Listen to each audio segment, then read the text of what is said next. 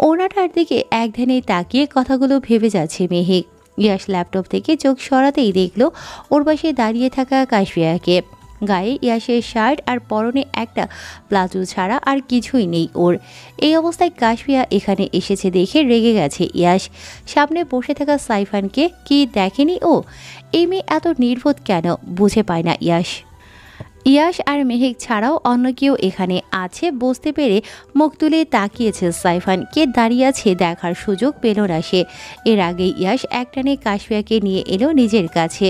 ওর কোলে কাশফিয়াকে বসিয়ে মাথাটা চেপে ধরল নিজের বুকে।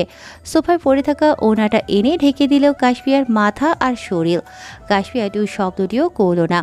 বিড়াল ছানার মতো ঘাপটি মেরে বসে রইল ইয়াশের কোলে। মেহেক আর সাইফান দুজনেই হাঁ করে তাকিয়ে আছে ইয়াশের দিকে। সাইফান আর মেহেকের প্রশ্নবোধক চাহনি দেখে বলল ইয়াশ, অবাক হওয়ার কিছুই নেই। She is my wife, you can leave now. হাসি মুখটা চুপসে গেল মেহেকের। ইয়াশের কথা শেষ না হতেই চোখে মুখে বিস্ময় নিয়ে বলল মেহেক, আপনি বিবাহিত স্যার? এসব কবে হলো? কাশফিয়ার এমনিতেই রাগ হচ্ছে এই মেয়েটার ওপর, তার মধ্যে আবার করে বসেছে এমন প্রশ্ন। মেয়েটার মোটা মাথায় কি ঢুকছে না কিছু? কাশফিয়া ইয়াশের বউ বলেই তার কোলে চড়ে বসে আছে এতক্ষণ ধরে। ইয়াশের থেকে নিজেকে ছাড়িয়ে নিয়েছে কাশফিয়া। এদিক সেদিক তাকিয়ে কি যেন খুঁজলো। সেন্টার টেবিলের দিকে চোখ যেতেই মিষ্টির প্লেটে রাখা কাটা চামচটা নজরে এলো ওর। কাশফিয়া ওটা হাতে তুলে রেগে বেগে মেহেকের চোখ বরাবর ধরে বলছে, এই মেয়ে তখন থেকে আমার বরের দিকে এভাবে তাকিয়ে আছো কেন? হ্যাঁ, সমস্যা কি তোমার? চোখ দুটো গেলে দেবো একদম। কাশফিয়ার কাজে হতভম্ব বনে গেল মেহেক।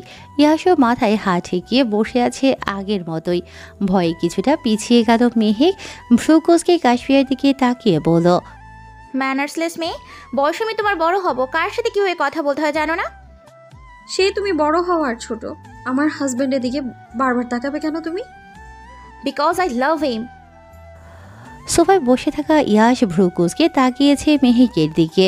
কাশফিয়াও যে রেগে গেছে বুঝতে বাকি নেই ওর। কাশফিয়া কিছু বলবে তখনই বলে উঠল ইয়াশ, হোয়াট ননসেন্স মেহেক, তুমি শুধু শুধু আমার স্টুডেন্ট। এসব কথার মানে কি? আজকের পর থেকে আর আমার চোখের সামনে আসবে না তুমি, কোনো কারণ থাকলেও না। লিভ নাও। অপমানিত বোধ হলো মেহেকের। ইয়াশের থেকে এমন ব্যবহার আশা করেনি সে। চলে যাবে বলে পা বাড়ালো মেহেক। তার আগে একবার তাকালো কাশফিয়ার দিকে। মনে মনে ভাবল সে, এই মেয়েটার মধ্যে কি এমন আছে যা তার মধ্যে নেই? কেন ইয়াশ ওকে রেখে এই মেয়েটাকে পছন্দ করল? দ্বিতীয়বার একই কথা বলল ইয়াশ। মেজাজ দেখিয়ে নিজের বাড়ি থেকে বেরোতে বলল মেহেককে। কাশফিয়ার প্রচণ্ড রাগ হচ্ছে এই মেহেককে দেখে, তবুও চুপ করেই রইল সে। মেহেক চলে গেল ইয়াশের ফ্ল্যাট থেকে। বেরিয়ে পিছু পিছু গেল সাইফানও।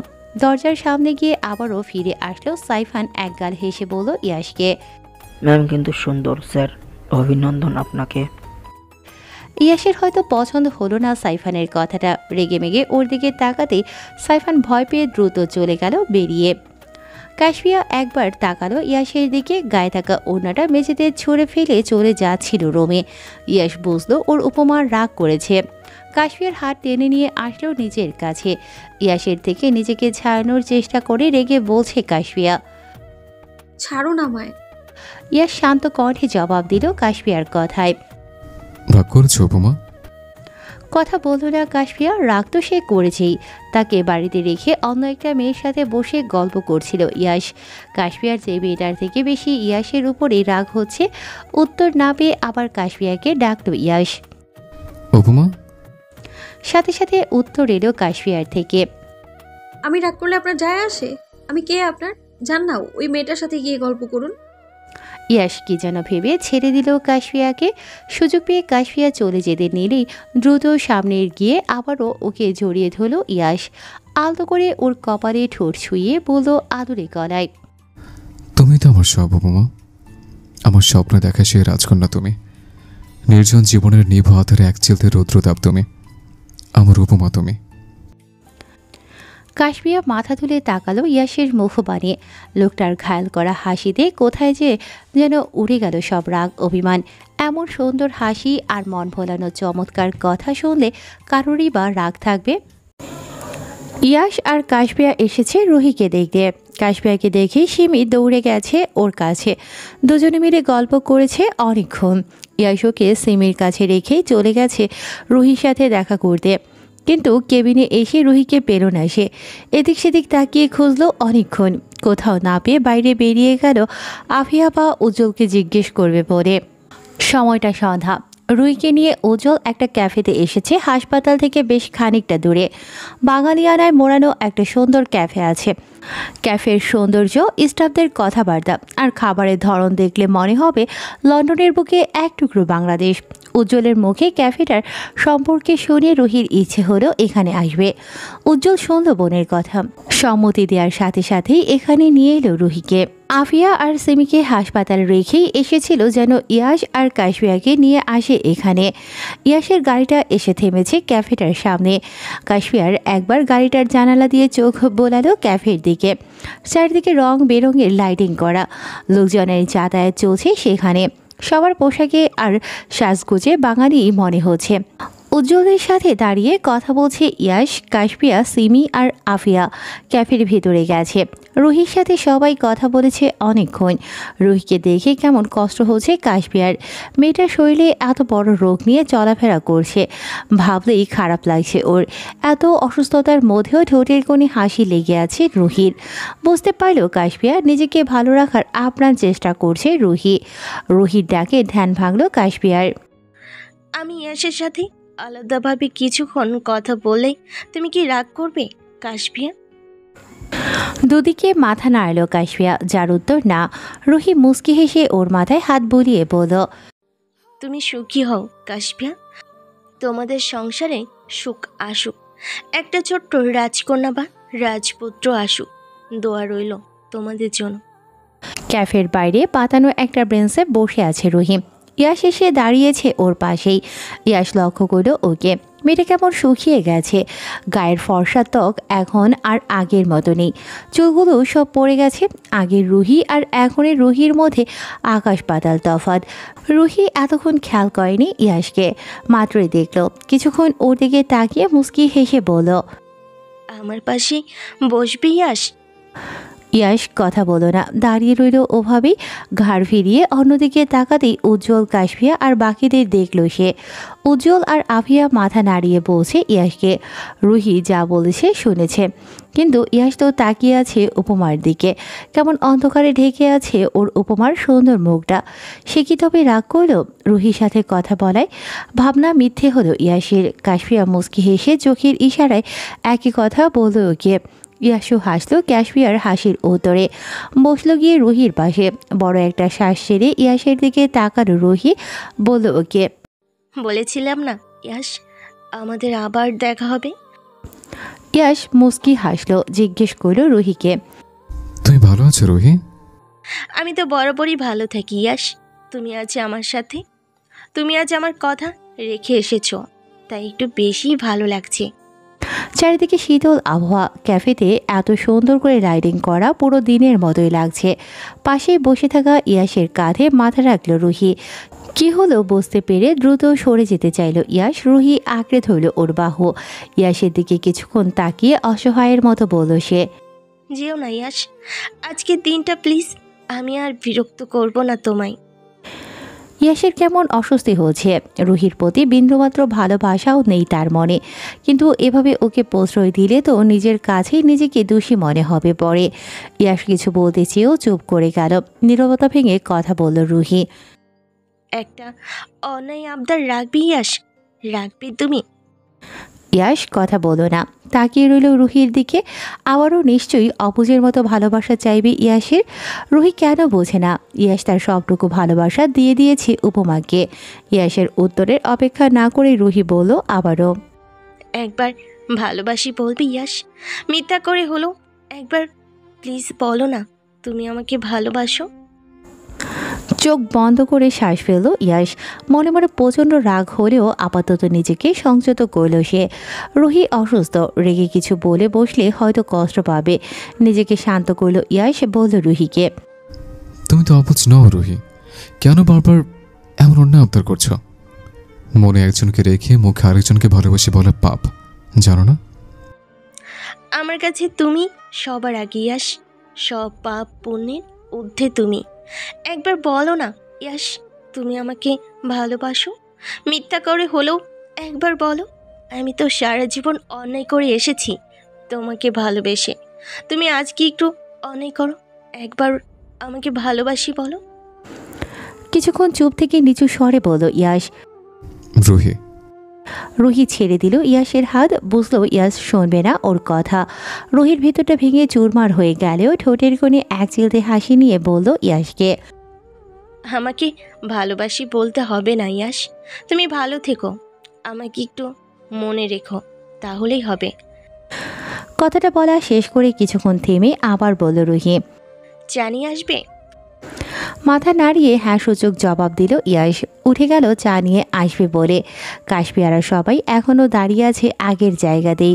অন্য সময় রুহির মুখে ইয়াশের কথা শুনলে রাগ হয় কাশপিয়ার, কিন্তু আজকে যে খুব কষ্ট হচ্ছে ওর। বুঝতে পারছে মেয়েটা কতটা ভালোবাসে ইয়াশকে।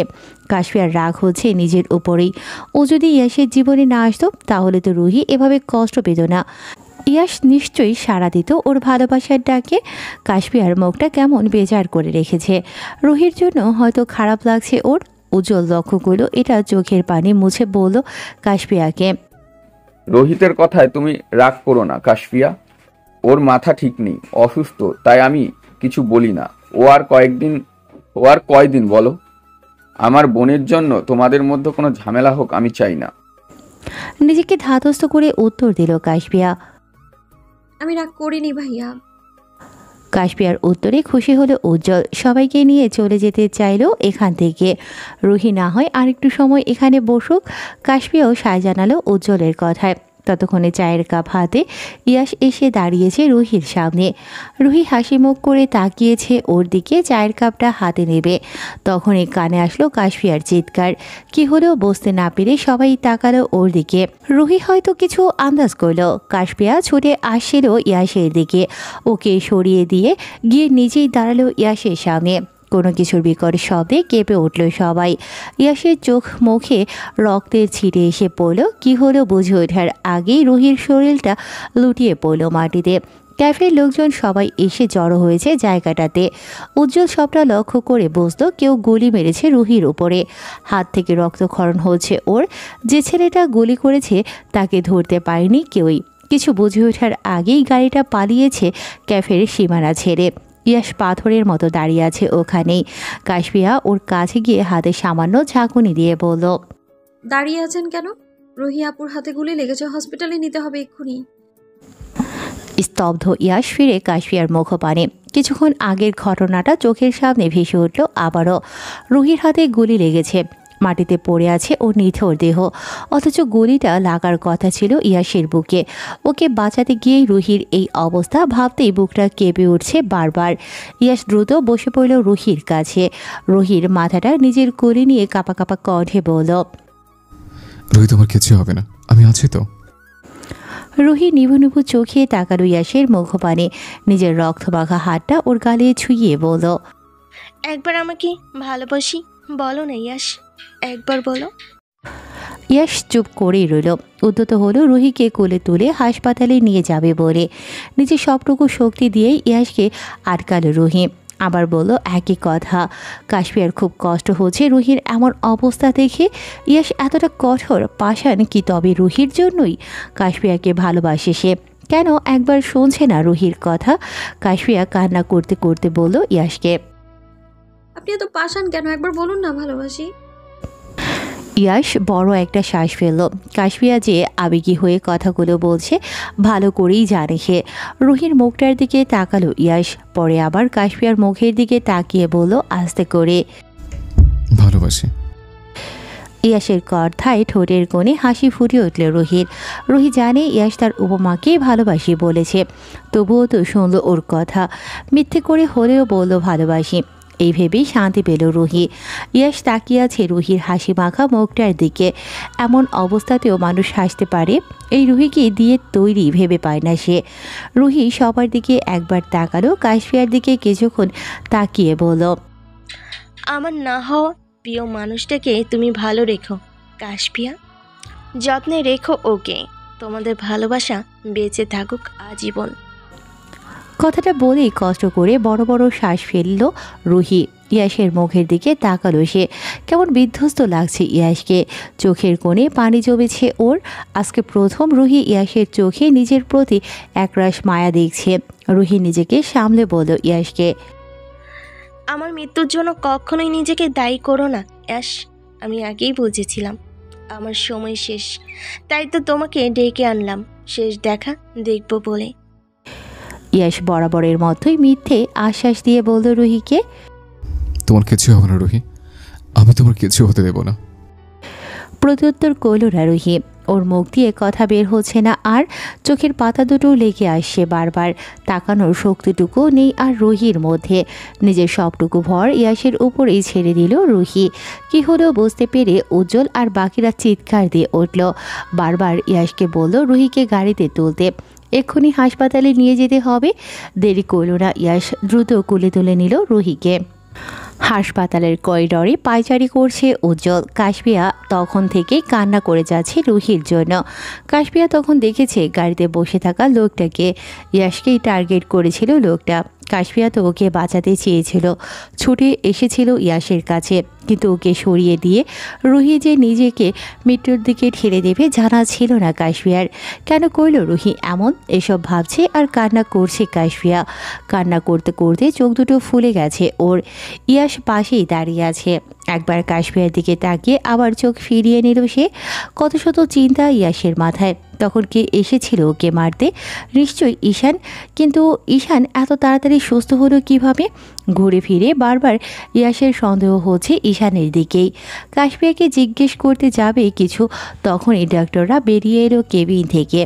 ইনায়াও ছিল সেখানে। ইয়াস ছুটে গেল ইনায়ের কাছে, উদ্বিগ্ন হয়ে বলল ওকে, রুহি কেমন আছে ইনায়া? ঠিক হয়ে যাবে তো?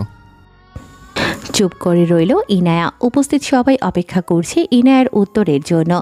ইনায়া সবার চিন্তিত মুখগুলোর দিকে তাকালো, দীর্ঘশ্বাস ছেড়ে বলল ইয়াসকে, রুহি আর নেই ইয়াস, ওর আয়ু হয়তো এতটুকুই ছিল। কয়েক পা পিছিয়ে গেল ইয়াস। অন্ধকারে ঢেকে গেল ওর পুরো মুখ। চোখ বেয়ে গড়িয়ে পড়ল দুফোঁটা পানি। হ্যাঁ, ইয়াস কাছে। এই প্রথম হয়তো সে কারো জন্য কাছে। ইয়াসের যে প্রচণ্ড রকমের অনুশোচনা হচ্ছে। বারবার রুহির মৃত্যুর জন্য নিজেকেই দোষারোপ করে যাচ্ছে সে। ইনার মুখ থেকে কথাটা শুনেই কাশপিয়া শব্দ করে কান্না করে দিল, সাথে সিমি আর আফিয়াও। উজ্জ্বল পাথরের মতো দাঁড়িয়ে আছে, চোখের পানিও শুকিয়ে গেছে ওর। ইস, কত কত অপূর্ণ ইচ্ছে নিয়ে পৃথিবীর মায়া ত্যাগ করলো ওর মনটা। মেয়েটার ভাগ্যে আল্লাহ সুখ লিখেননি হয়তো, তাই তো হলো এমন। রুহি ইয়াসের প্রতি এতটা দুর্বলতা এখানে না আসলে হয়তো বুঝতো না উজ্জ্বল কতটা ভালোবাসে ওর মন ইয়াসকে। নিজের জীবন দিতেও দ্বিধাবোধ করল না সে একবার। কথাগুলো ভেবে দীর্ঘশ্বাস ছাড়ল উজ্জ্বল। এখন আর এত কিছু ভেবে কি হবে? যে যাওয়ার সে তো চলেই গেছে। উজ্জ্বল কথা না বলে এগিয়ে গেল রুহির কেবিনের দিকে। বোনের প্রাণহীন দেহটার কাছে বসে রইল কিছুক্ষণ। কান্না করবে না ভেবেও কান্না করে দিল উজ্জ্বল। সেও তো মানুষ, কষ্ট তারও হয়। মা বাবার পরে আপন বলতে তো ওর রুহিই ছিল। মেয়েটাও স্বার্থপরের মতো চলে গেল ওকে ছেড়ে। কে উজ্জ্বলকে ভাইয়া বলে ডাকবে এবার? ভুলভাল কাজ করে বসলে কেই বা বকাবকি করবে? কথাগুলো ভাবছে আর অঝরে কাছে উজ্জ্বল। জাপটে ধরেছে রুহির প্রাণহীন নিস্তেজ শরীরটা। রুহির মৃত্যুর আজ প্রায় 4 মাস হতে চলল। ওকে কবর দেয়া হয়েছে দেশেই। অদ্ভুতভাবে রুহির মৃত্যুর পর থেকে ঈশানকেও কোথাও খুঁজে পাওয়া যাচ্ছে না। কারোরই বুঝতে বাকি নেই কাজটা ঈশানের। ইয়াসও সেদিনের পর থেকে পাগলের মতো খুঁজে চলেছে ঈশানকে। নিজের হাতে মারতে না পারলে শান্তি পাবে না সে। ইয়াস বসে আছে ওর অফিস রুমেই, ভাবছে কথাগুলো। হঠাৎই ডয়ারে রাখা একটা হলুদ খামটার দিকে চোখ যায় ওর। দীর্ঘশ্বাস ফেলে খামটা হাতে তুলে নেয় ইয়াস। ভেতরে রাখা গুটি গুটি অক্ষরে লেখা চিঠিটা বের করে পড়তে শুরু করে সে। আমার না হওয়া প্রিয় মানুষ, তুমি নিশ্চয়ই আমার চিঠিটা পড়ছ। তুমি যখন আমার এই চিঠিটা পড়বে তখন হয়তো আমি তোমার থেকে অনেক দূরে, শত আলোক বর্ষ দূরে। চাইলেও যেখান থেকে ফিরে আসা যায় না, জানো তো ইয়াস, তুমি আমার হবে না জেনো আমি সবসময় চেয়ে গেছি তোমাকে। তুমি কি ভাবলে আমি বাঁচতে চাই বলে ছুটে এসেছি এত দূর?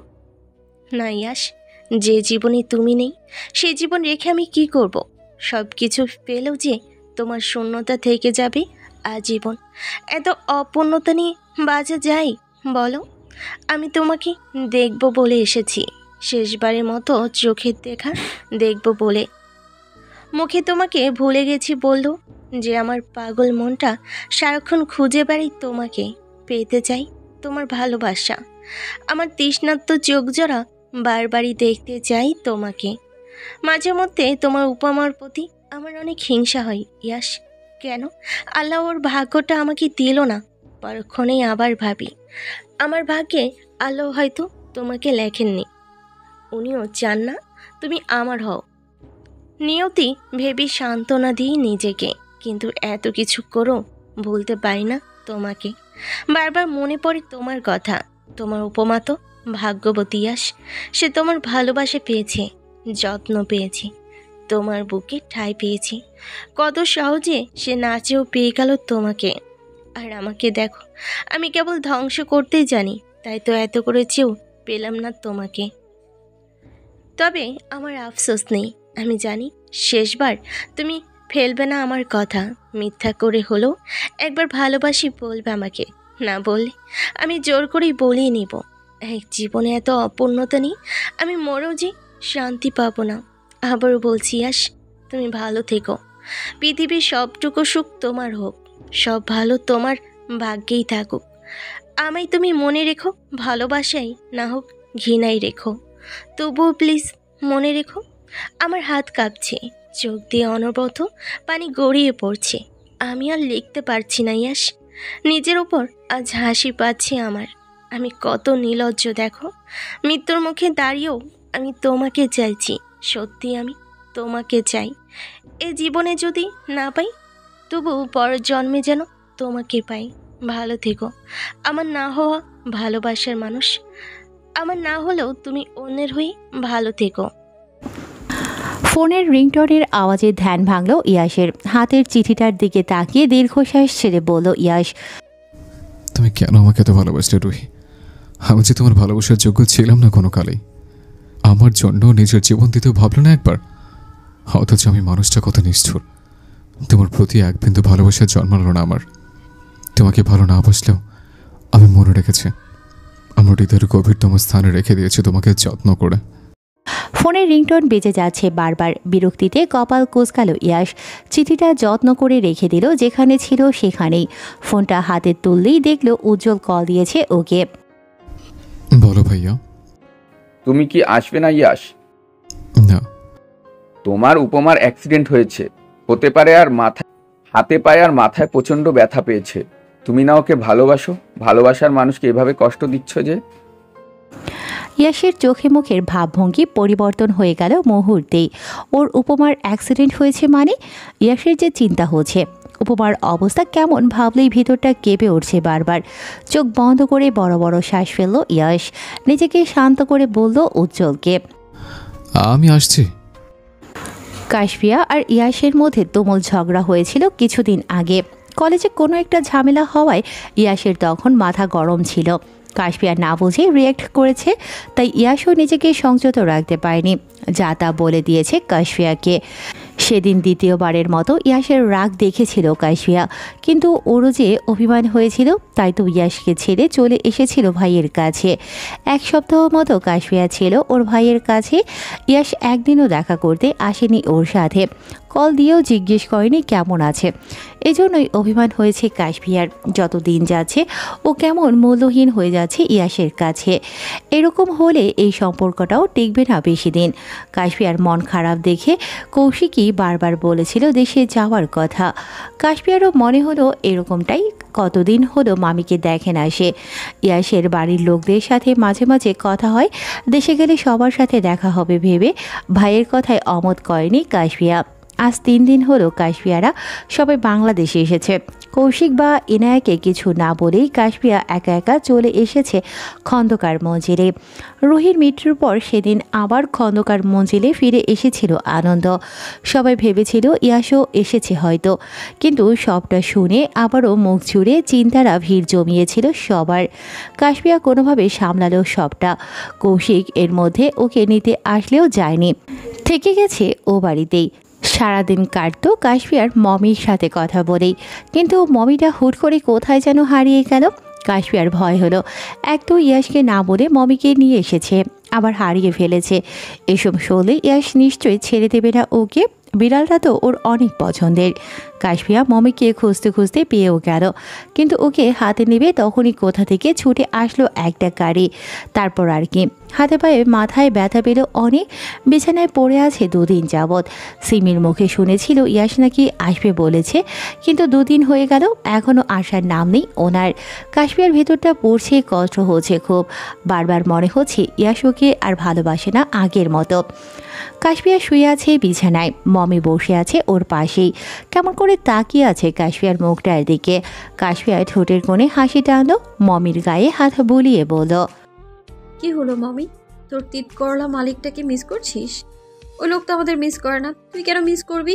মালিকের জন্য বেশি মন খারাপ হলে আমি কিন্তু তোকে রাস্তায় ছেড়ে আসবো। কাশফিয়া শান্ত কণ্ঠে শাসালো মমিকে। মমি কি যেন বুঝলো, হেঁটে গিয়ে কোলে উঠে বসলো কাশফিয়ার। কাশফিয়া কিছুক্ষণ মমির দিকে তাকিয়ে হাত বুলিয়ে দিল ওর গায়ে। মমিও ঘাপটি মেরে বসে রইল ওর কোলে। অনেক চেষ্টার পর চোখের পাতাটা মাত্রই লেগেছিল কাশফিয়ার। কোনো কিছুর আওয়াজে চোখ খুলে তাকালো সে। জানালার দিকে চোখ যেতেই ধরফড়িয়ে উঠল বিছানা থেকে, চিৎকার দিয়ে ডেকে উঠল ইয়াসকে। কাশফিয়ার গলার আওয়াজ কানে গেছে ড্রয়িং রুমে বসে থাকা সবার। সুফিয়া বেগম সহ বাকিরা দৌড়ে এসেছেন ইয়াসের রুমে। বৌমার পাশে বসে মাথায় হাত বুলিয়ে দিলেন সুফিয়া বেগম। উদ্বিগ্ন হয়ে বললেন ওকে, কি হয়েছে মা, পায়ে ব্যথা পেয়েছিস? কিছু লাগবে আমাকে বল। কথা নেই কাশফিয়ার মুখে, ও তো একধানে তাকিয়ে আছে জানালার দিকে। উজ্জ্বল লক্ষ্য করল বিষয়টা। কাশফিয়ার মুখের দিকে তাকাতেই কপালে ভাঁজ পড়ল ওর। মেয়েটা এমন ভয় পেয়ে আছে কেন? কি এমন দেখেছে যে এভাবে ভয় পাচ্ছে? কৌতূহল থেকেই জানতে চাইল উজ্জ্বল। জানলার দিকে অমনভাবে তাকিয়ে কি দেখছো কাশফিয়া? কি দেখে এভাবে চিৎকার দিয়ে উঠেছিলে তুমি? ঈশান ভাইয়াকে দেখেছি মাত্রই, ও কেমন করে তাকিয়েছিল আমার দিকে। আমার ভয় লাগছে ভাইয়া, আমি চলে যাব এখান থেকে। কথাগুলো বলে থামলো কাশফিয়া। বুকটা ধুকধুক করছে এখনো, কেমন ভয় ভয় লাগছে ওর।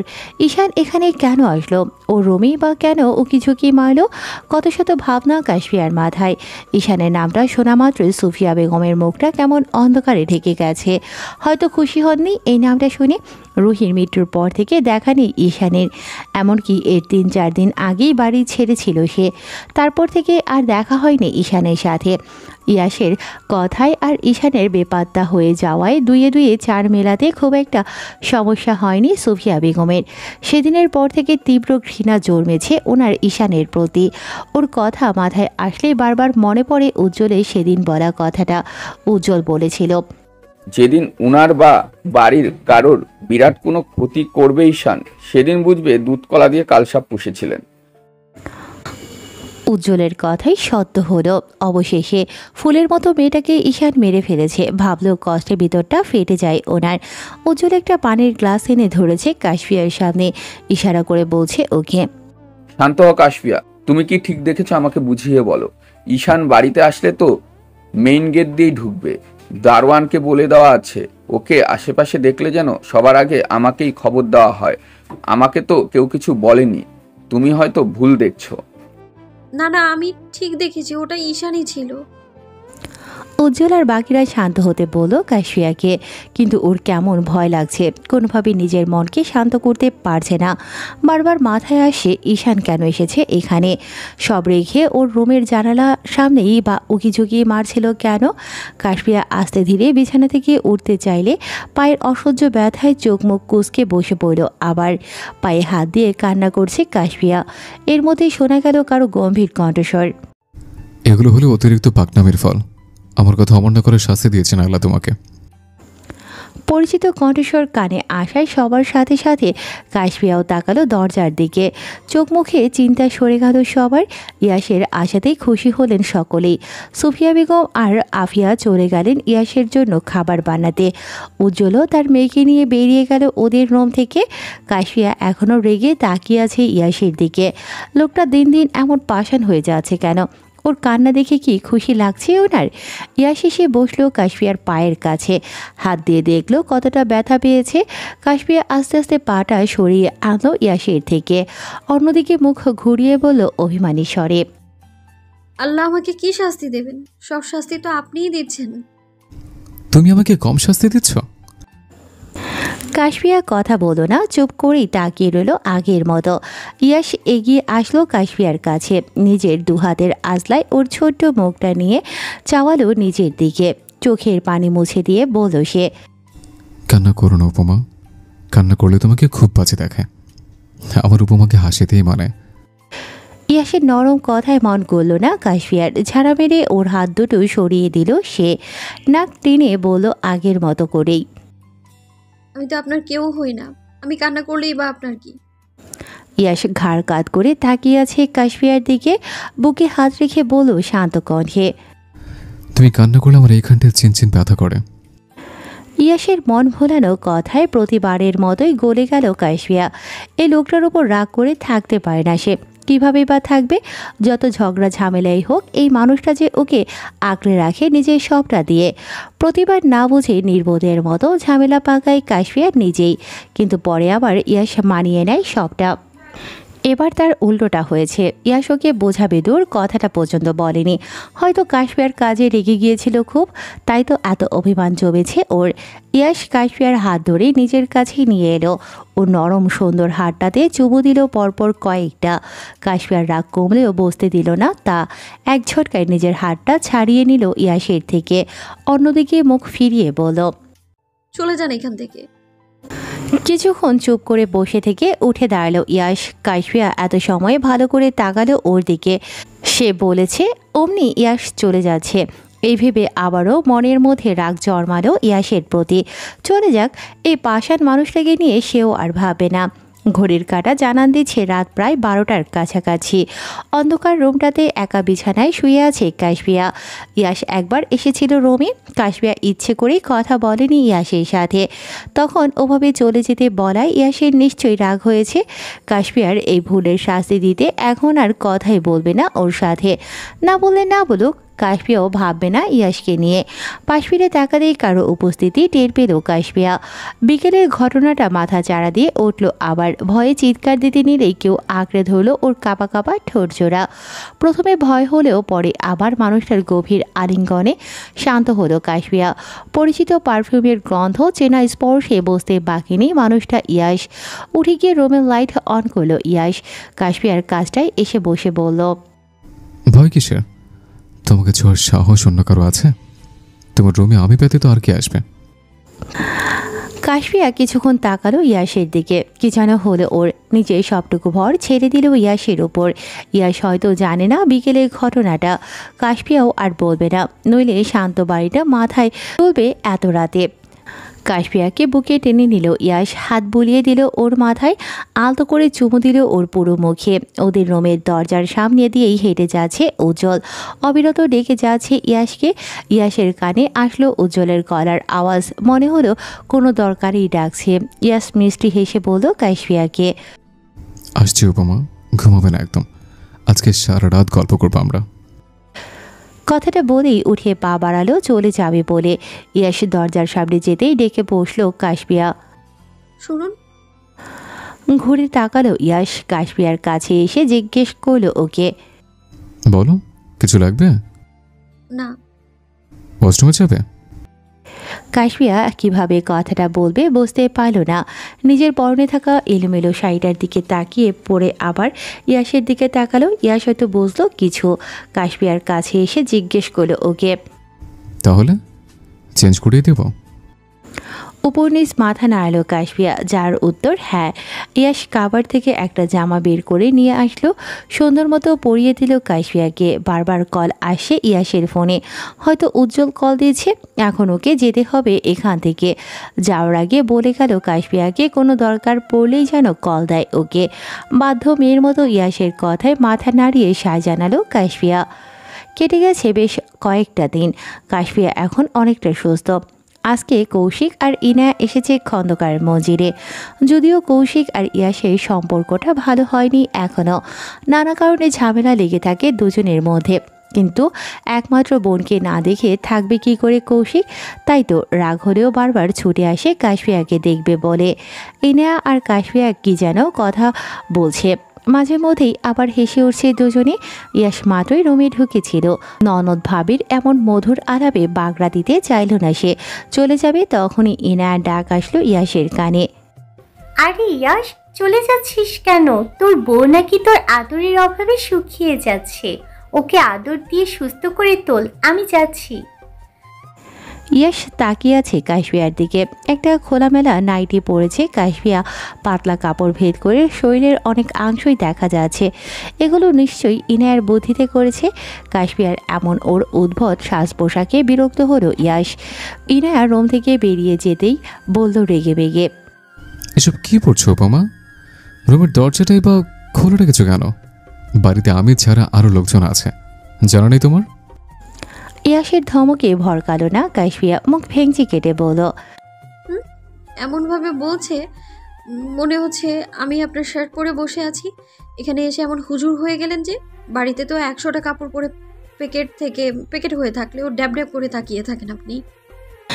ইয়াশের এমনিতেই মাথা ঠিক নেই। কাশফিয়ার সাথে ঝামেলা করেও জিততে পারবে না, রেগে বকা দিয়ে বসবে, তারপর কাশফিয়া কান্নাকাটি করবে।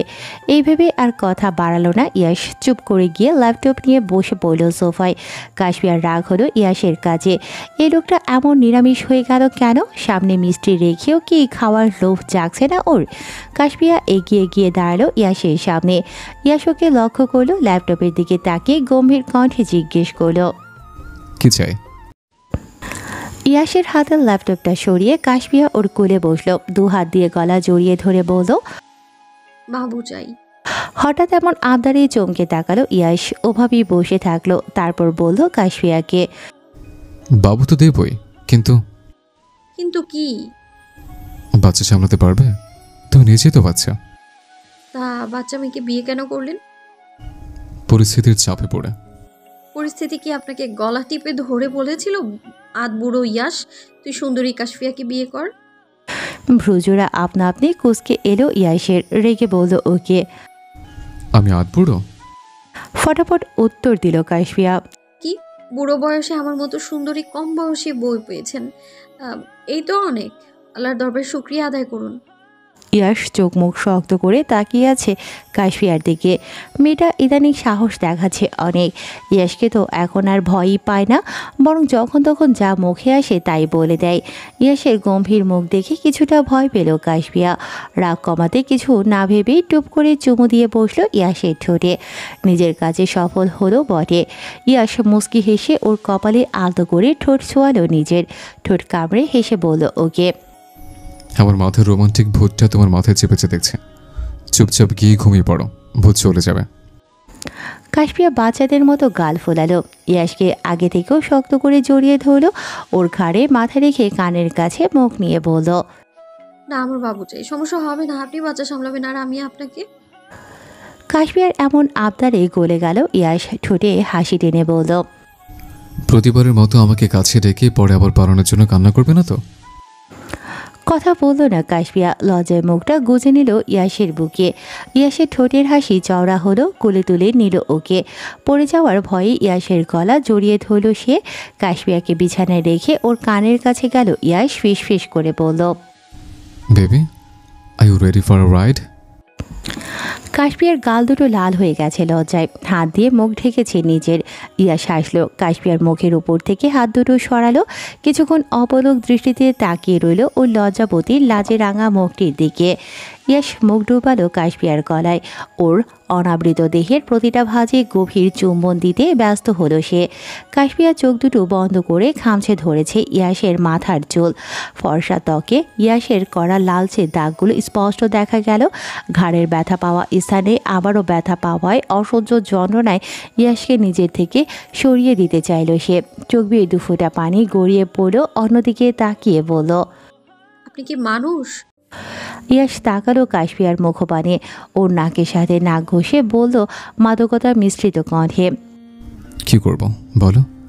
তোমার আলিঙ্গন যে আমাকে উন্মাদ করে ছাড়ে। I lose control over myself. প্রত্যুত্তর করল না কাশপিয়া। চলে যেতে চাইলে ইয়াসকে টেনে ফেলল বিছানায়।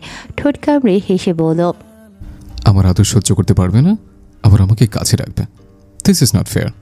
কাছে যখন ডেকেছই, আমার ভালোবাসার যন্ত্রণা সহ্য করতে হবে। কাশপিয়া কিছু বলতে চেয়েও পারল না। ইয়াস আঁকড়ে ধরল ওর ঠোরজোড়া। কাশপিয়াও আর দূরে সরানোর চেষ্টা করল না ইয়াসকে। নিজেই যে বিপদ ডেকে এনেছে তা ভালো করেই বুঝতে পারছে। ইয়াস পুরোপুরি মত্ত হয়ে আছে কাশপিয়াতে। ওর হাতের অবাধ্য স্পর্শ আর অবর্ণনীয় অত্যাচারে পাগল প্রায় অবস্থা কাশপিয়ার। ইয়াস এমনভাবে আচরণ করছে মনে হচ্ছে রাগ ছাড়ছে ওর ওপর। কাশপিয়ার অসহায় আর্তনাদগুলো কানে আসলে পরক্ষণই আবার বুকে টেনে নিচ্ছে ওকে। আদর করে চুমু দিচ্ছে কপালে। এই জিনিসগুলোর জন্যই কাশপিয়ার এত ভালো লাগে ইয়াসকে। শত যন্ত্রণার মধ্যেও ইয়াসের এই যত্ন, ভালোবাসা শান্তি দেয় ওকে। মাত্রই ওয়াশরুম থেকে বেরোলো ইয়াস। মাথার ভেজা চুলগুলো তাওয়ালের সাহায্যে মুছতে মুছতে এসে দাঁড়িয়েছে আয়নার সামনে। একবার নিজেকে ভালো করে পরখ করলো, তারপর গিয়ে দাঁড়ালো বিছানায় শুয়ে থাকা কাশপিয়ার পাশে। মেঝেতে হাঁটু গেড়ে বসে এক ধ্যানে কাশপিয়ার মুখটার দিকে তাকিয়ে আছে ইয়াস। মনে মনে ভাবছে, আমার মতো হ্যান্ডসাম ড্যাশিং গুড লুকিং একটা ছেলে কিনা এমনি আধবুড়া বলে, এমন অন্যায় মানা যায়? পাশে কারো উপস্থিতি টের পেয়ে কাশপিয়া চোখ খুলে তাকালো। ইয়াসকে সামনে বসে থাকতে দেখে জিজ্ঞেস করলো, কি দেখছেন? আমার উপমাকে। কথাটা বলেই মিষ্টি হাসলো ইয়াস। উঠে বসলো বিছানায়। কাশপিয়ার কাছে এগিয়ে গিয়ে আলতো করে ঠোঁট ছোয়ালো কাশপিয়ার ঠোঁটে। হঠাৎ স্পর্শে কেঁপে উঠল কাশপিয়া। শক্ত করে জড়িয়ে ধরলো ইয়াসকে। ইয়াসের ঠোঁটের ছোঁয়া গভীর হচ্ছে, শ্বাস নিতেও কষ্ট হচ্ছে কাশপিয়ার। ইয়াসকে ধাক্কা দিয়ে নিজের থেকে সরিয়ে দিয়ে বলল সে, কি করছেন এসব? রোমান্টিক ভূতটা বিরক্ত করছে? আমাকে আধবুড়ো বলার শাস্তি দিয়েছে। প্রত্যুত্তর করল না কাশপিয়া। কি যেন ভাবছে সে। কিছুক্ষণ চুপ থেকে তাকালো ইয়াসের দিকে। পরনের এলোমেলো শাড়িটা ঠিক করে নিয়ে উঠে দাঁড়ালো। ইয়াসের কানের কাছে গিয়ে বলল, আপনাকে আধবুড়ো বলার শাস্তি যদি এত মিষ্টি হয়, তাহলে আজকের পর থেকে আমি আপনাকে উঠতে বসতে 100 বার আধবুড়ো বলবো। কথাটা বলেই এক দৌড়ে ওয়াশরুমে চলে গেছে কাশপিয়া। বারবার ডেকেও ইয়াস দাঁড় করাতে পারল না তাকে। ওর থেকে পালাতেই যে এটা করলো বুঝতে বাকি নেই ইয়াসের। ওয়াশরুমের দরজার সামনে গিয়ে দাঁড়িয়েছে ইয়াস। কাশপিয়াকে ডেকে বলছে, উপমা। আস্তে করে উত্তর দিল কাশপিয়া, কি হলো? বিছানার উপরে রাখা শাড়িটি পুরো রেডি হয়েছ, আমি অপেক্ষা করব। ইয়াসের কথা কাশপিয়ার কানে গেল কি না সন্দেহ। উত্তর না পেয়ে আবারও ভাবলো ডাকবে ওকে। উজ্জ্বল তখন ওর রুমের পাশ দিয়েই যাচ্ছিল। দরজা খোলা তাই চোখ পড়ল ইয়াসের দিকে। গলা খাকারি দিয়ে বলল উজ্জ্বল, বাহ, বদমেজাজি ইয়াস কিনা বউ পাগল ইয়াসে পরিণত হয়েছে। প্রেম ভালোবাসা তো ভালোই চলছে, তা আমি চাচ্চু হচ্ছি কবে? ইয়াস ঘুরে তাকালো উজ্জ্বলের দিকে। আস্তে আস্তে দরজার দিকে এগিয়ে এসে বলল, খুব শীঘ্রই। উজ্জ্বল হাসলো কেবল। চলে গেল নিজের রুমে। ইয়াস বসে আছে সোফায়, ফোন ঘাটছে নিজের। কখন কাশপিয়া ওয়াশরুম থেকে বেরোবে তারই হয়তো অপেক্ষা করছে এত সময় ধরে। উজ্জ্বলের নাম্বারটা থেকে কল আসছে বারবার। ইয়াস ভাবলো দরকারি কিছু বলবে, উঠে পা বাড়ালো বাইরে যাবে বলে। তখনই সামনে এসে দাঁড়ালো কাশপিয়া। পেটিকোট ব্লাউজ ছাড়া পরনে আর কিছুই নেই কাশপিয়ার। ইয়াসের দিকে তাকিয়ে বোকার মতো হাসছে সে। ইয়াসের রাগ লাগছে কাশপিয়ার এমন আচরণে।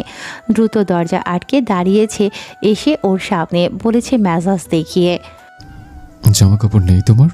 এসব কে? কাশপিয়া হাতে ইয়াসের দেয়া শাড়িটা নিয়েই দাঁড়িয়েছিল। ইয়াসের এমন রাগান্বিত চেহারা দেখে শাড়িটা ছুঁড়ে ফেলল বিছানায়। অন্যদিকে মুখ ফিরিয়ে নিল সে, বলল অভিমান করে, সবসময় এরকম বকাঝকা কেন করেন আমায়? আমাকে এখন আর ভালো লাগে না, তাই না?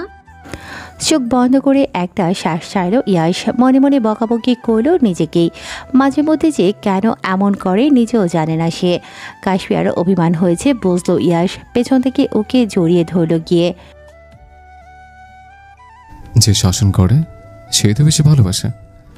ভালোবাসি কথাটা কি মুখে বলতে হয় বারবার? ভালোবাসি না বললেই তোমাকে আমি ভালোবাসি। আমার শেষ নিঃশ্বাস পর্যন্ত আমি তোমাকে ভালোবেসে যাব। তুমি আমার সূচনা ছেলে, আর শেষ নিঃশ্বাসেও তুমিই থাকবে। আমি তোমাকে ভালোবাসি উপমা, নিজের সবটুকু দিয়ে ভালোবাসি। আমি চাই তুমি কেবল আমার থাকো। তোমার ভাবনা, ভালোবাসা সবটাই হোক আমাকে ঘিরে। শান্ত হলো কাশপিয়া, তাকালো ইয়াসের মুখপানে। মনে মনে নিজের উপরেই রাগ হলো ওর। বারবার না বুঝেই কেন ভুল ভাবে ইয়াসকে। ইয়াস শক্ত করে জড়িয়ে ধরলো কাশপিয়াকে। কাশপিয়াও নিজের মাথা রাখলো ইয়াসের বুকে। ভুল বোঝাবুঝি মিটে গেল দুজনের। কিছু সময় না যেতেই হইচই শুরু হয়েছে নিচে। কানে এলো ইয়াস কাশপিয়া দুজনেরই। কাশপিয়াকে রুমে বসতে বলে ইয়াস নিচে নামলো কি হয়েছে জানবে বলে। উজ্জ্বলের মুখে সবটা শুনে বুঝলো বাড়ির আশেপাশে ঈশানকে দেখেছে সিমিসহ অন্যরাও। রাগ হলো ইয়াসের ফর্সা চেহারাটা অন্ধকারে ঢেকে গেল মুহূর্তেই। কাউকে কিছু না বলেই বাড়ি থেকে বেরিয়ে গেল ইয়াস। পিছু পিছু গেল উজ্জ্বলও। কাশপিয়াদের চলে যাওয়ার সময় হয়ে এসেছে।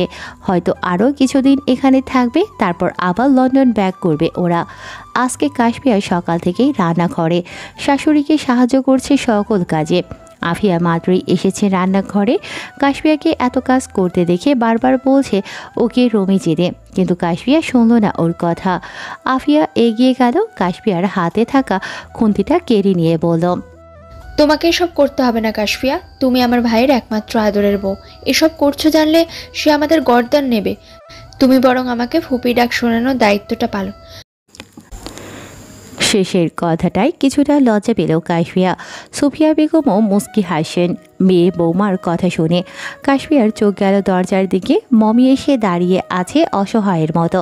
কাশপিয়ার কেমন মায়া হলো ওকে দেখে। কাছে গিয়ে কোলে নিল মমিকে। আফিয়া আর সুফিয়া বেগমের কথা মেনে যেতে শুরু করলো নিজের রুমের দিকে। রুহির রুমের পাশ দিয়ে যাচ্ছিল কাশপিয়া। দরজাটা খোলা দেখে চোখ গেল নিস্তব্ধ রুমটার দিকে। পাজোড়া থেমে গেল ওর। দরজায় লাগানো পর্দাটা সরাতেই দেয়ালে টাঙানো রুহির ছবিটায় চোখ আটকে গেল ওর। আস্তে আস্তে হেঁটে গিয়ে দাঁড়ালো ছবিটার সামনে। রুহির শ্যামলা মুখের মন ভোলানো সেই হাসিটা আবারও দেখল কাশপিয়া। নিঃসন্দেহে ওকে নাম দেয়া যায় মায়াবতী। এই অতি সুন্দর মেয়েটাকে ইয়াস এত অবজ্ঞা করলো ওর জন্য। মাঝে মধ্যে এগুলো ভাবলে মনে হয় রুহি সত্যিই বলতো কাশপিয়া ভাগ্যবতী। দেয়ালে টাঙানো রুহির ছবিটা হাত দিয়ে ছুঁয়ে দেখল কাশপিয়া। ও নেই ভাবতেই বুকের ভেতরটা মোচড় দিয়ে উঠল। সেদিন যদি কোনোভাবে রুহির জায়গায় কাশপিয়া গিয়ে দাঁড়াতো, কোনোভাবে যদি বেঁচে যেত রুহি, হয়তো মেয়েটার অপূর্ণ ইচ্ছেগুলো কিছুটা হলেও সত্যি হতো। সিমিরটাকে ধ্যান ভাঙল কাশপিয়ার। নিজেকে স্বাভাবিক করে বেরোলো রুহির রুম থেকে। যাওয়ার আগে পুরো রুমটাতে চোখ বুলিয়ে গেল সে। ঈশানকে পাগলের মতো খুঁজে যাচ্ছে ইয়াস। ওর নামটা মাথায় এলেই রাগে রক্তবর্ণ ধারণ করছে ওর চোখ দুটো। ঈশানকে নিজ হাতে মারতে না পারলে শান্তি পাবে না সে। এগুলো ভাবতে ভাবতে পারিবারিক কবরস্থানের দিকে যাচ্ছিল ইয়াস। আজকে একবার ঘুমন্ত পরীকে দেখে আসবে সে। রুহির কবরের সামনে আসতেই থমকে দাঁড়ালো ইয়াস। ওর উপস্থিতি টের পেয়ে কেউ একজন দ্রুত চলে গেল ওখান থেকে। ইয়াসের সন্দেহ হলো, মনে হলো লোকটাকে আগেও দেখেছে। কিছু না ভেবে পিছু নিল। কিছু দূর যেতে সুফিয়া বেগমের সাথে ধাক্কা লাগলো ইয়াসের। ওনার চিন্তিত মুখটার দিকে তাকিয়ে জিজ্ঞেস করলো, কি হয়েছে আম্মু? আমার উপমা ঠিক আছে? সুফিয়া বেগমের কেমন লাগছে ইয়াসকে এখানে দেখে। ভয়ে হাত পা কাঁপছে ওনার। তবুও নিজেকে সামলে নিয়ে বলেন, না, বৌমা ঠিক আছে। তাহলে এই সময়ে এখানে আসলে যে? আমি এখানে আসছি এটা তো তোমাকে বলে আসলাম। কি উত্তর দেবেন বুঝতে পারলেন না সুফিয়া বেগম। শুকনো ঢোক গিরে আমতা আমতা করে বললেন, এমনি ইয়াস, পুলিশের মতো জেরা করছিস কেন? কারণ আছে তাই। তুমি ঈশানের সাথে দেখা করতে এখানে এসছো, তাই না আম্মু? কয়েক পা পিছিয়ে গেলেন সুফিয়া বেগম। ইয়াশ বুঝল কি করে বিষয়টা। মায়ের থমথমে মুখটা দেখে বুঝতে বাকি নেই তার আন্দাজটা তাহলে ঠিক। ইয়াশের রাগ হলো প্রচণ্ড। এত কিছুর পরেও ঈশানের প্রতি ওর মায়ের মায়া কমেনি। ছেলের রাগান্বিত মুখশ্রীর দিকে তাকিয়ে আছেন সুফিয়া বেগম। সামনের রাস্তা ধরে ইয়াশ যেতে চাইলে উনি থামিয়ে দিয়ে পরে হাত ধরে বললেন, ঈশান রুহিকে মারেনি ইয়াস, রুহি তো ওর বোন, কিভাবে ওকে মারবে বল? ইয়াশ এক ঝটকায় নিজের হাতটা ছাড়িয়ে নিল মায়ের থেকে। রেগে কিছু বলতে যাচ্ছিল, থেমে গেল উজ্জ্বলের চোখের ইশারায়। ওদের থেকে খানিকটা দূরে দাঁড়িয়ে আছে উজ্জ্বল। আস্তে ধীরে সুফিয়া বেগমের পাশে এসে দাঁড়ালো। রাগত স্বরে বলল ওনাকে, আপনাদের আবেগ আপনি নিজের কাছেই রাখুন চাচি। ক্যাফের সিসিটিভি ফুটেজ দেখে আমি আন্দাজ করেছি ওটা ঈশানী। বাংলাদেশ পুলিশ ওকে খুঁজছে, সেজন্য তো পালিয়ে পালিয়ে বেড়াচ্ছে। ও এসে যেই না মন ঘুরানো কথা বলল, আপনি গলে গেলেন। আমার অসুস্থ বোনটাকে মেরে ফেলেছেন। আপনি যদি ওর ছটফটানি দেখতেন তাহলে বুঝতেন কতটা কষ্ট পেয়ে সে মারা গেছে। আমার বোনের জায়গাতে আপনার মেয়ে থাকলেও ঈশানের প্রতি এভাবেই মায়া দেখাতেন। কিছু বললেন না সুফিয়া বেগম। বলার ভাষাও নেই ওনার। সতীত ঈশানের মিথ্যে কথায় এত প্রমাণ পাওয়ার পরেও তিনি বিশ্বাস করে নিলেন ও কিছুই করেনি। না না, উনি ভুল। কিন্তু ঈশানের প্রতি যে ওনার আলাদা মায়া, শতবার ভুল করেও কাছে এসে আম্মু বলে ডাকলেই ওনার মন গলে যায়। ইয়াশ আর উজ্জ্বল দুজনেই ছুটল রেল স্টেশনের রাস্তা ধরে। সুফিয়া বেগম পাথরের মতো কিছুক্ষণ দাঁড়িয়ে রইলেন ওখানে। তারপর আবার হাঁটতে শুরু করলেন ওদের সাথে। কিছু দূর গিয়েই ঈশানকে পেয়েও গেল ইয়াশ। ঈশান দাঁড়িয়ে আছে রেল লাইনে। অন্যদিক থেকে ঝনঝন শব্দ তুলে এগিয়ে আসছে ট্রেন। ইয়াশ বুঝল ঈশান আত্মহত্যা করতে চাইছে, কিন্তু ইয়াশের যে ইচ্ছে করছে ওকে ইচ্ছে মতো মারতে মারতে মারতে মেরে ফেলতে। বাঁচিয়ে রেখে মৃত্যুর স্বাদ দিতে ইয়াশ এগিয়ে যাচ্ছিল ঈশানের দিকে। উজ্জ্বল ওর হাত ধরে নিল, চোখের ইশারায় বাধা দিল যেতে। সুফিয়া বেগম লক্ষ্য করলেন সবটা। চিৎকার দিয়ে ডেকে উঠলেন ঈশানকে, ঈশান চলে আয় বাবা, ট্রেন আসছে। ঈশান নিষ্প্রাণ চোখে তাকালো মায়ের দিকে। মৃত্যু অতি সন্নিকটে বুঝতে পারল সে, তবুও ঠোঁটে হাসি টেনে বলল সুফিয়া বেগমের উদ্দেশ্যে, আমি পাপ করেছি আম্মু, আমার প্রতি আর কোনো মায়া বাঁচিয়ে রেখো না, আমাকে মরতে দাও। আমি কাশফিয়ার ক্ষতি করতে চেয়েছি, হুঁশজ্ঞান হারিয়ে টাকার লোভে ইয়াসকে মারতে চেয়েছি। রহির মৃত্যুর কারণও আমি যে মরার মতো বেঁচে আছি। চোখ বুঝলেই রহি বারবার আমার সামনে আসে, কৈফিয়ত চেয়ে বলে, ভাইয়া আমার ভুল কি? কেন এমন করলে আমার সাথে? আমার ভেতরটাই যন্ত্রণা হয় আম্মু। আমি মুক্তি পেতে চাই। মৃত্যু ছাড়া যে এর উপায় নেই। তুমি ভালো থেকো আম্মু, তোমার এই পাপী ছেলেটাকে ভুলে যেও। কথাগুলো বলে থামলো ঈশান। ইয়াশের কানে বাজছে বারবার, টাকার লোভে মারতে চেয়েছি মানে? কে ঈশানকে টাকা দিয়েছে ওকে মারার জন্য? ভাবনার জগৎ থেকে বেরোলো ইয়াশ। দ্রুত ছুটে গেল ঈশানকে বাঁচাতে, কিন্তু হাত উঁচিয়ে ওকে থামতে বলল ঈশান। ইয়াশ তবুও শুনল না ওর কথা। কাছে যাওয়ার আগে ট্রেনের নিচে কাটা পড়ল ঈশান। ছিন্নভিন্ন হয়ে গেল ওর শরীরটা। পায়ের গতি কমে গেল ইয়াশের। থম মেরে দাঁড়িয়ে রইল ওখানেই। মনের মধ্যে একটু হলেও খারাপ লাগা কাজ করছে ওর। ছেলেটার চোখে যে আফসোস দেখেছিল, বাঁচতে যাওয়ার প্রবল ইচ্ছা দেখেছিল। মানুষ তার ভুল বুঝতে পারলে তো তাকে বাঁচার সুযোগ দেওয়া উচিত। এই ভেবেই ইয়াশ ছুটে গিয়েছিল ওকে বাঁচাতে, কিন্তু শেষ রক্ষা হলো না। একদিক থেকে ঈশানের জন্য খারাপ লাগলেও রুহির মুখটা মনে পড়লেই ঈশানের প্রতি রাগ লাগছে। ওর মনে হচ্ছে এটাই ওর প্রাপ্য। উজ্জ্বল দাঁড়িয়ে আছে ইয়াশের থেকে কিছু দূরে। ঈশানের মৃত্যুতে যায় আসে না ওর। এত ঘৃণা জন্মেছে বোনের মৃত্যুর পরেই। আর আজ তো ঈশান নিজ মুখেই বলল সবটা। সুফিয়া বেগম তখনই ধপ করে বসে পড়েছিলেন মাটিতে। চোখের সামনে ছেলের মৃত্যু মানতে পারছেন না তিনি। পাথরের মতো বসে আছেন এখনও। কাঁধে কারো হাতের স্পর্শ পেয়ে ঘাড় ফিরিয়ে তাকালেন সুফিয়া বেগম। ওনার স্বামী আনোয়ার সাহেব দাঁড়িয়ে আছেন সামনে। শুরু থেকে সবটাই শুনলেন তিনি। স্ত্রীকে সান্ত্বনা দেওয়ার ভাষা নেই ওনার কাছে, তবুও বললেন, এটা ঈশানের নিয়তি, মেনে নাও সুফিয়া। আমরা কান্নাকাটি করলেও ও আর ফিরে আসবে না। ঈশানের মৃত্যুর আজ চতুর্থ দিন। সুফিয়া বেগম সেদিন থেকে দরজা লাগিয়ে বসে আছেন নিজের রুমে। প্রয়োজন ছাড়া বের হন না তেমন। যতই ভুল করুক ঈশান, চোখের সামনে ওর এমন যন্ত্রণাদায়ক মৃত্যু কষ্ট দিচ্ছে ওনাকে। বারবার দৃশ্যটা ভেসে উঠছে চোখের সামনে। ওকে তো ছোটবেলা থেকে মানুষ করেছেন কোলে পিঠে করে, সবার থেকে ভালোবাসা দিয়েছেন বেশি সেই ছেলে কিনা চোখের সামনে মারা গেল ওভাবে। কিছুতেই যে ছেলের মৃত্যুর শোক কাটিয়ে উঠতে পারছেন না সুফিয়া বেগম।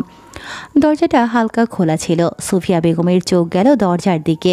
বুঝলেন কেউ দাঁড়িয়ে আছে বাইরে। নিজেকে স্বাভাবিক করে দরজার ওপারে দাঁড়িয়ে থাকা মানুষটাকে প্রশ্ন করলেন, কে ওখানে? সাথে সাথেই দরজা ঠেলে ভেতরে প্রবেশ করলো কেউ। তাকিয়ে দেখলেন সুফিয়া বেগম। কাশফিয়া এসেছে ওনার রুমে। বৌমাকে দেখে ঠোঁটের কোণে হাসি ফুটে উঠল মুহূর্তেই। কাছে গিয়ে মাথায় হাত বুলিয়ে আদুরে গলায় বললেন, কি হয়েছে মা, কিছু লাগবে? তোমাকে দেখতে আসলাম। সুফিয়া বেগম মিষ্টি হেসে বললেন কাশফিয়াকে। আচ্ছা। কাশফিয়াও হাসলো ওনার হাসির উত্তরে। হেঁটে গিয়ে বসলো বিছানায়। কিছুক্ষণ চুপ থেকে বলল সুফিয়া বেগমকে, তোমার ছেলে পাঠালো।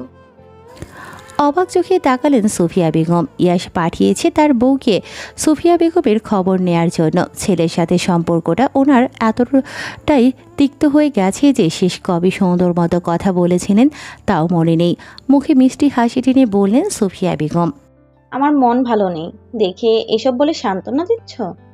না, আমাকে তো উনিই পাঠালেন। তুমি নাকি একা একা বসে আছো মন খারাপ করে। আমাকে বলেন কিছু এসে কিছুক্ষণ কথা বলতে। কথাগুলো শুনে মনের মধ্যে ভালো লাগা কাজ করল সুফিয়া বেগমের। অজান্তেই চোখ বেয়ে দুফোঁটা পানি গড়িয়ে পড়ল ওনার। ইয়াসের তবে রাগ কমেছে ওর মায়ের প্রতি। এই দিনটার জন্যই যে অপেক্ষা করছিলেন তিনি। এক ছেলের পরিবর্তনে খুশি হলেও অন্য ছেলের মৃত্যু যে ভেতরটা পোড়াচ্ছে ওনার।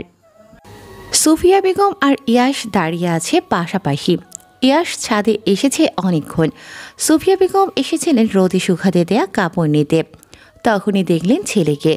ইচ্ছে হলো কথা বলার। কতদিন হলো আম্মু ডাক শোনেন না ইয়াসের মুখে। নিজে গিয়ে পাশে দাঁড়ালেন ইয়াসের। ইয়াস দেখল কি না সন্দেহ। নীরব রইল সে। সুফিয়া বেগম প্রথমে কথা না বললেও কিছুক্ষণ অপেক্ষার পর নীরবতা ভেঙে বললেন তিনি, আমি তোমার সাথে কথা বলতে চাই ইয়াস, সময় আছে তোমার? ইয়াস আগের মতো দাঁড়িয়ে থেকেই উত্তর দিল সুফিয়া বেগমের কথায়, শুনছে। আমার প্রতি তোমার এত কেন রাগ ইয়াস? আমাকে আম্মু বলে ডাকতে তোমার মুখে বাধে? আমার কি ইচ্ছে করে না তোমার মুখে আম্মু ডাক শুনতে? কেন এত দূরত্ব বাড়ালে এ বাড়ি আর বাড়ির মানুষগুলোর সাথে? ইয়াস আলতো হাসলো তাচ্ছিল্যের স্বরে বলল, তোমার তো বয়স কম হয় না আম্মু, রাগ আর অভিমানের মধ্যে ফারাক বুঝতে পারো না? কথা নেই সুফিয়া বেগমের মুখে। ইয়াসের কথার মানে কি এটাই যে সে অভিমান করেছে মায়ের উপর। সুফিয়া বেগমের চুপসে যাওয়া মুখটা দেখে হাসি পেল ইয়াসের। ছাদের রেলিংয়ে ভর দিয়ে তাকালো আকাশ পানে। দীর্ঘশ্বাস ছেড়ে বলল ওনাকে, আমারও তোমার স্নেহ পেতে ইচ্ছে করে। প্রচণ্ড জ্বরে গা পুড়ে গেলে একা রুমে শুয়ে থেকে বিড়বিড় করে আমি তোমাকে ডাকতাম। আশা করতাম তুমি আসবে, মাথায় হাত বুলিয়ে সান্ত্বনা দেবে। তুমি কি সব কখনো করেছো? দু এক পা পিছিয়ে গেলেন সুফিয়া বেগম। স্তব্ধ হয়ে তাকিয়ে রইলেন ইয়াসের দিকে। বলতেই ইচ্ছে করল ওনার, ইয়াস, তোমাকেও আমি ভালোবাসি বাবা। কিন্তু মনের কথা মনেই রয়ে গেল। মুখ ফুটে বললেন না কিছুই। মায়ের নির্বাক চাহনি দেখে আবারও বলল ইয়াস, তুমি আমাকে ভালোবাসোনি আম্মু। আমাকে সবসময় দূরে ঠেলে দেওয়ার কারণটা কি বলবে? এই যে তোমাদের এত অভিযোগ আমি বাড়িতে আসি না, তোমাদের সাথে কথা বলি না, এগুলো কেমনি এমনি? আমার ভেতরটাও পড়তো, আমারও কষ্ট হতো, বারবার মাথায় ঘুরতো কেন আমার আম্মু আমাকে দূরে ঠেলে দিয়ে অন্য কাউকে বুকে টেনে নেন। আমি কি তার ছেলে নই? ছেলের এমন প্রশ্নের কি উত্তর দেবেন বুঝে উঠতে পারলেন না সুফিয়া বেগম। মুখ চেপে ডুকরে কেঁদে উঠলেন তিনি। নিজের দোষেই কি তবে দূরত্ব বাড়ালেন ছেলের সাথে? ইয়াসের মনে এত অভিমান জমে আছে ওনার প্রতি, কিভাবে বোঝাবেন উনি? কখনো ইয়াসের খারাপ চাননি, ভালো হবে ভেবেই পাঠিয়েছেন বিদেশে। পড়াশোনা করে ছেলে মানুষ হবে এই আশাই তো ছিল ওনার মনে। মা ছেলের মধ্যে এত দূরত্ব বাড়বে জানলে কখনোই করতেন না এইসব। নিজেকে সামলে নিলেন সুফিয়া বেগম। বললেন ইয়াসকে, ইয়াশ হেসে উড়িয়ে দিল কথাটা, হয়তো বিশ্বাস করেনি। সুফিয়া বেগমও বুঝলেন বিষয়টা, তবুও বলতে শুরু করলেন তিনি। তুমি বা আফিয়া তখন পৃথিবীতে আসোনি। তোমার দাদি, বাড়ির প্রতিটি লোক, পাড়া প্রতিবেশী আমাকে কত কথা শোনাতো। বাচ্চা কাচ্চা হচ্ছিল না, তাই না পেরেই ঈশানকে নিয়ে এসেছিল তোমার বাবা। তারপর তোমার বোন এলো, তুমি এলে। পেটে না ধরেই ঈশান আমার প্রথম সন্তান, তাই হয়তো ওর প্রতি এত ভালোবাসা আমার। আমি তোমাকেও ভালোবাসি ইয়াশ, তুমি আমার নিজের ছেলে। কথাগুলো বলে থামলেন সুফিয়া বেগম। ইয়াশকে ওখানে রেখে দৌড়ে চলে গেলেন ছাদ থেকে। কাশফিয়া এত সময় দাঁড়িয়েছিল সিঁড়ির দরজার কাছেই। ইয়াশের যে ওর আম্মুর প্রতি রাগ, অভিমান জমে আছে তা অজানা নয় কাশফিয়ার, তবে কখনোই কথা বলেনি এগুলো নিয়ে। আজ কেমন খারাপ লাগা কাজ করছে শাশুড়ির অশ্রুভেজা চোখগুলো দেখে। ওনার চোখে মুখে যে ইয়াশের প্রতি মায়া আর অপরাধ বোধ ছিল তা স্পষ্ট দেখেছে কাশফিয়া।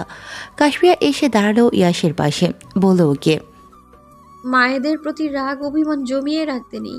উনি আর কতদিন বলুন? এবার না হয় যাওয়ার আগে সবার সাথে সম্পর্কটা ঠিক করে যাব। পরের বার এসে আপনাকে না পেলে আফসোস হবে না আপনার? ইয়াশ চুপ করে রইল। কিছুক্ষণ পর তাকালো কাশফিয়ার দিকে। ওর যে আজ কষ্ট হচ্ছে, কাশফিয়ার তো আম্মু নেই, তাই এত আবেগী কথা বলছে। কিন্তু ইয়াশের আম্মু যে থেকেও না থাকার মতো ছিলেন, কখনোই ভালোবেসে কাছে টেনে নেননি ওকে। এমনি এমনি কি দূরত্ব বাড়িয়েছে এই বাড়ির সাথে? দীর্ঘশ্বাস ছাড়ল ইয়াশ, বলল কাশফিয়াকে, আম্মা আমাকে ভালোবাসেন উপমা। আমার জীবনে উনি থেকেও না থাকার মতো ছিল আজীবন।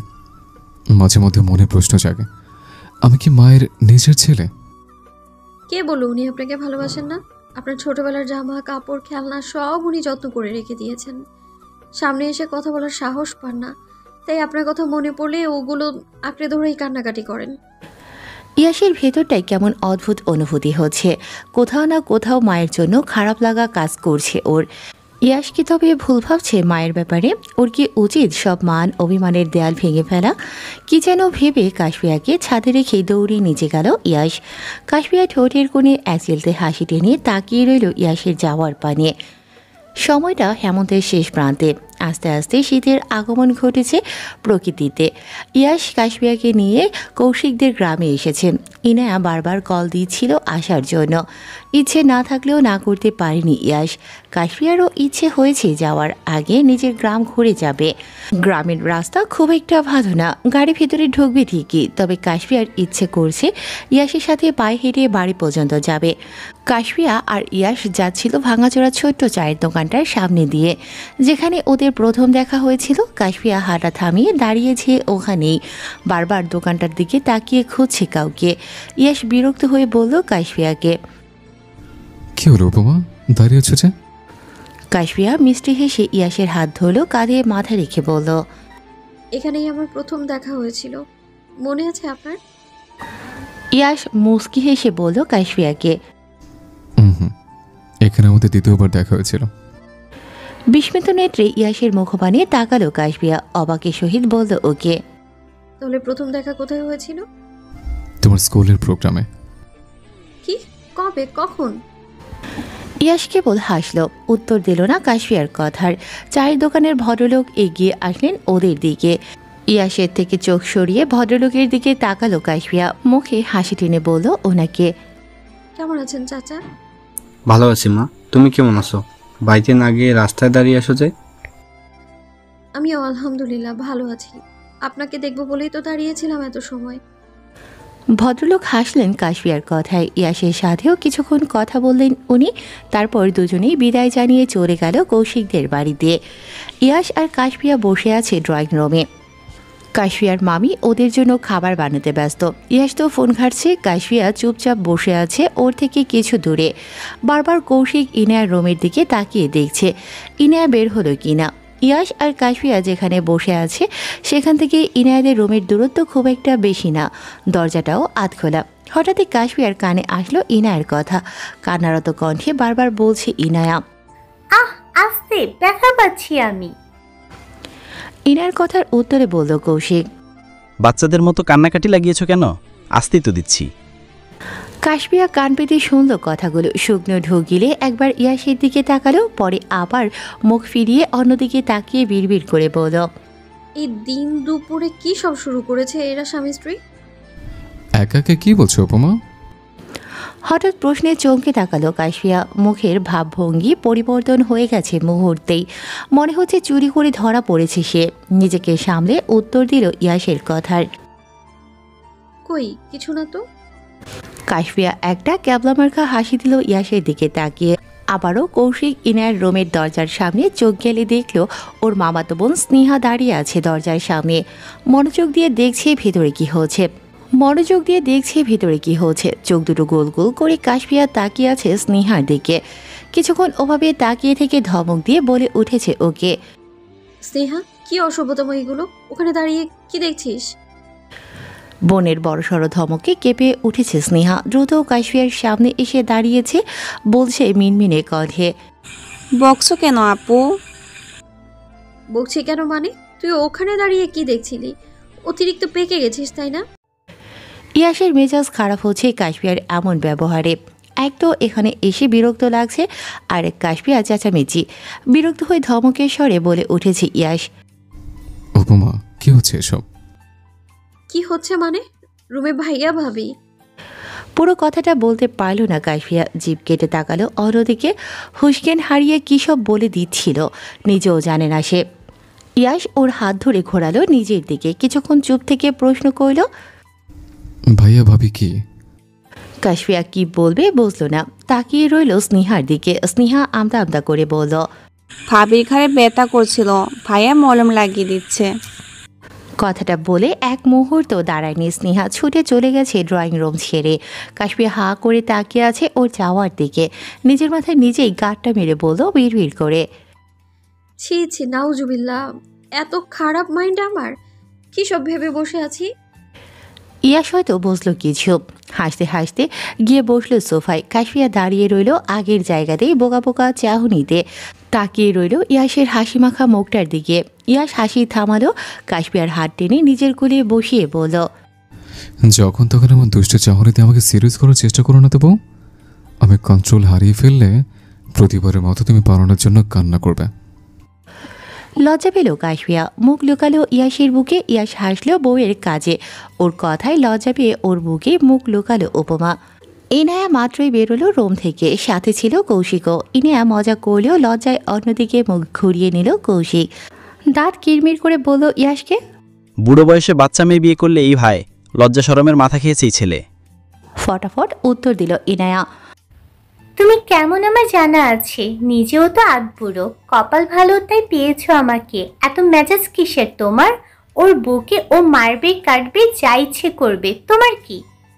গরসমে ইয়াসের পক্ষ নিয়ে কথা বলবে না ইনায়া, ওর বউ হওয়ার আগে কাশফি আমার বোন। ভাইয়ের কথা কানে আসলো কাশপিয়া। দ্রুত সরে গেল ইয়াসের কাছ থেকে। কৌশিকের রসকসীন চেহারাটা দেখেই রাগ হলো ইয়াসের। বুঝে পায় না ইয়াস, আগে তো কৌশিকের কি এমন হলো যে ইয়াসকে দেখলে মুখের হাসি মিলিয়ে যায়।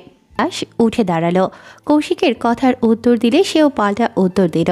দুজনের মধ্যে তর্কাতর্কি হলো অনেকক্ষণ। ইয়াস রেগে বেরিয়ে আসতে চাইলে কাশপিয়াও যেতে চাইলে ওর সাথে। বাধা দিল কৌশিক। রক্তচক্ষু নিয়ে কৌশিকের দিকে তাকালো ইয়াস। ঝাড়া মেরে কাশপিয়ার হাতটা ওর থেকে ছাড়িয়ে নিয়ে বলল,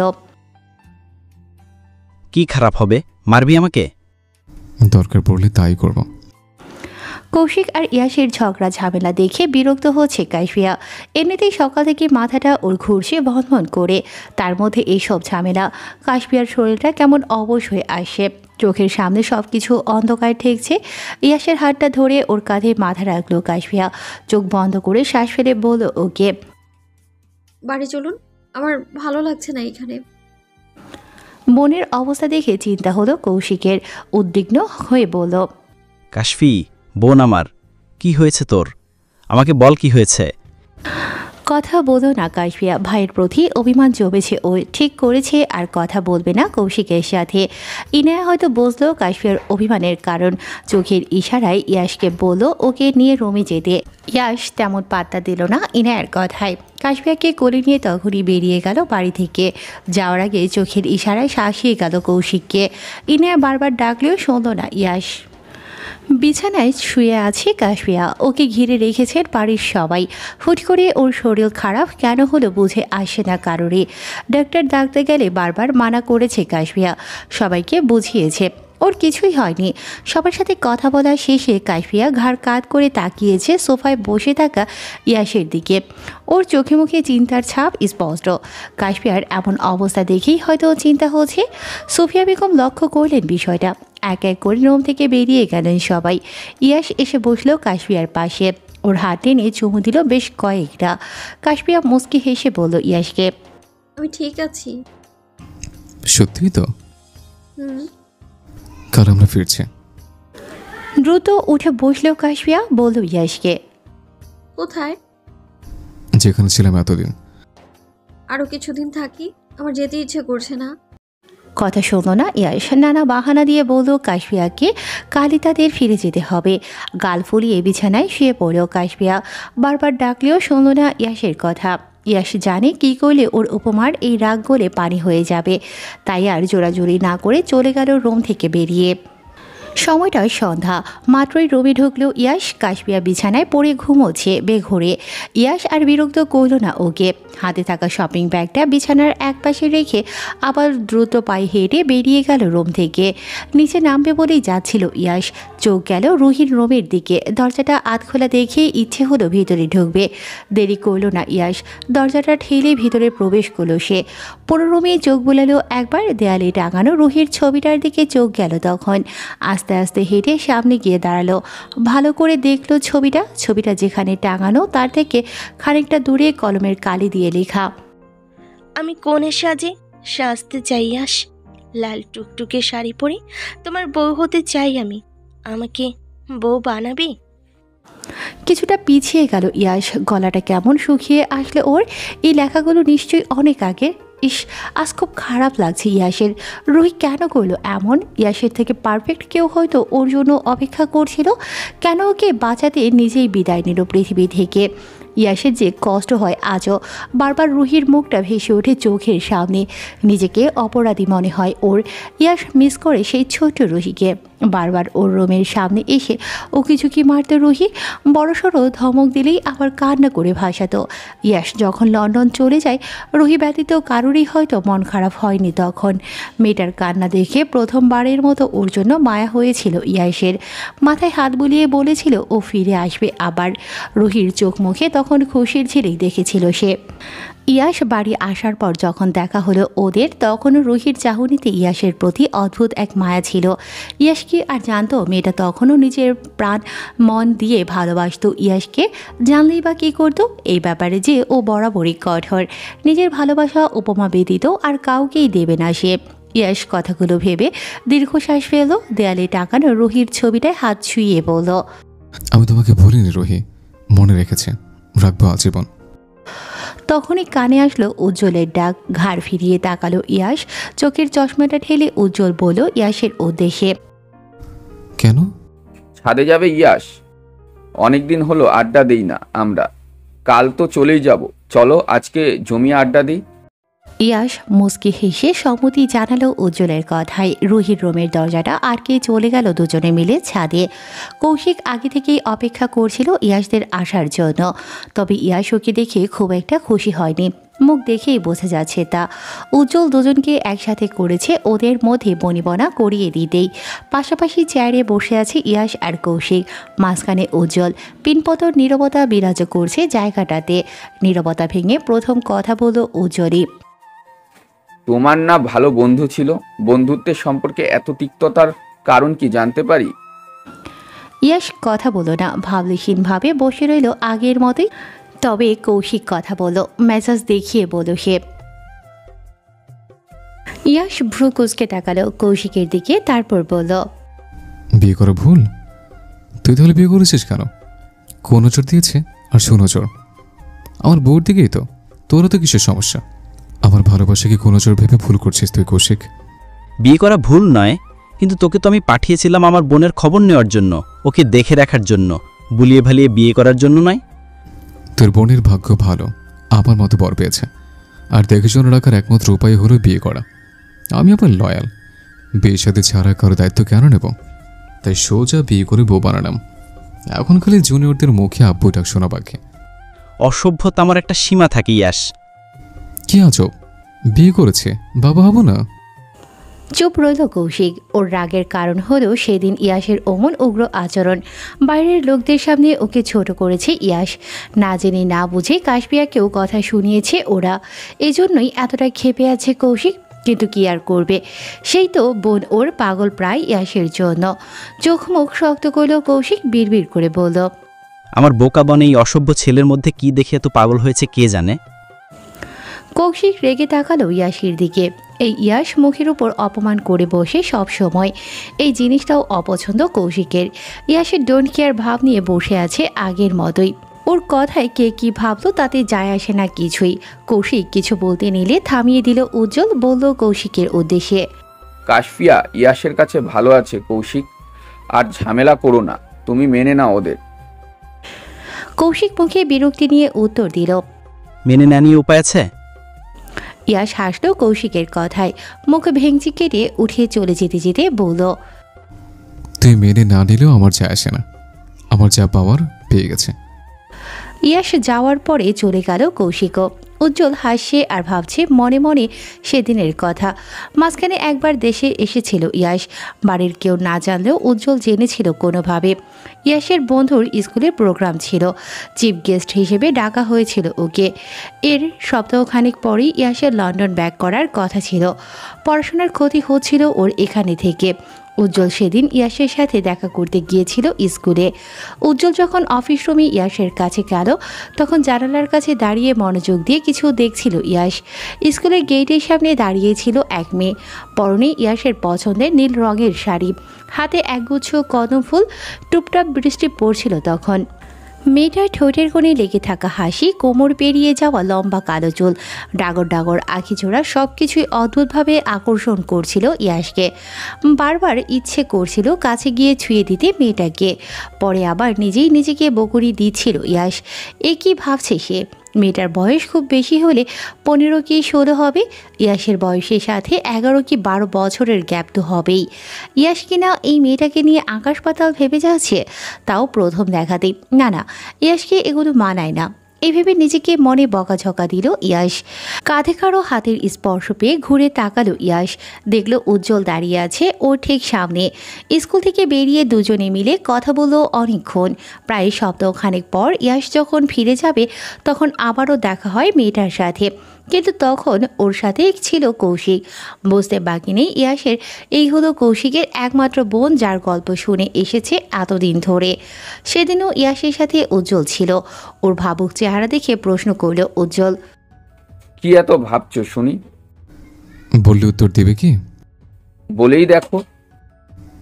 আমার এক বন্ধুর প্রেম পড়েছে, বুঝলে? কিন্তু মেয়েটার তুলনায় ওর বয়স অনেক বেশি। মেয়েটাকে বলতে চাইলেও পারছে না। স্বপ্নে এসে উকুচুকি মারছে বারবার। মনে কৌতূহল জাগছে তার সম্পর্কে জানার জন্য। আমার বন্ধুর কি করা উচিত?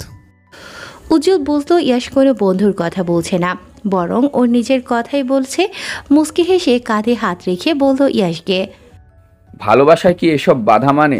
তোমার বন্ধু তাকে মন থেকে ভালোবাসলে ঠিকই পাওয়া যাবে, তবে অপেক্ষা করতে হবে। ধৈর্য ধরলে সফলতা আসবে না।